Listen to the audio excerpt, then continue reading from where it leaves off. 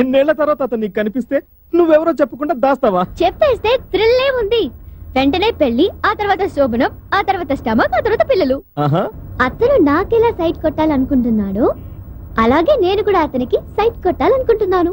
Wow, great యార్. Next ఏం చేస్తున్నావు? ఫోన్ పెట్టేస్తున్నాను. హలో.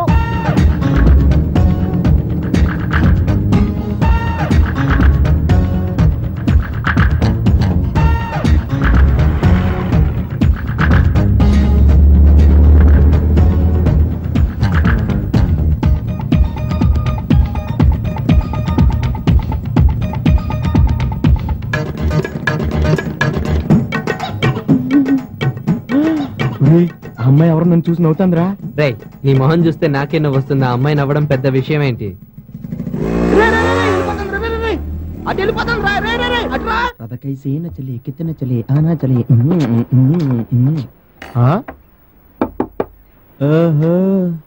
ఎరా, నీ కంటికి నేను ఎలా కనపడుతున్నానా? మనిషి అని వాడు ఎవడన్నా నీళ్ళు తింటాడా?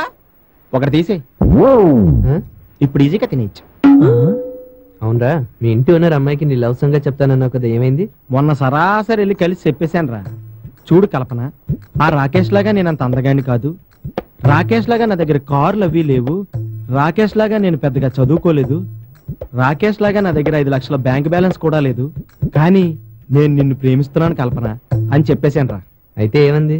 ఇవన్నీ సర్లే గానీ ముందా రాకేష్ గారి అడ్రస్ చెప్పమంది. హాయ్. ఓ, మీరా? నాట్ బ్యాడ్, బాగానే గుర్తుపట్టారే. బేరర్, ఏం తీసుకుంటారు? అలాగే ice cream. Okay, 1 chocolate ice. Okay. చల్లగా ఉందా? బాగా చల్లగా ఉండాలి అట్రా.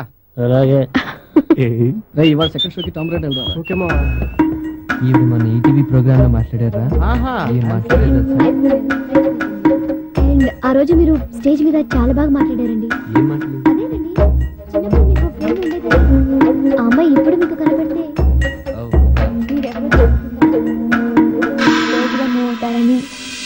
మనసు.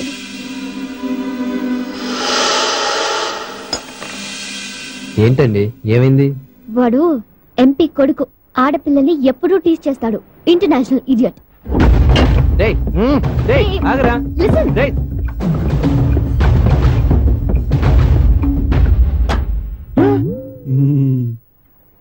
టాయిలెట్స్ ఎక్కడండి? థ్యాంక్స్ అండి.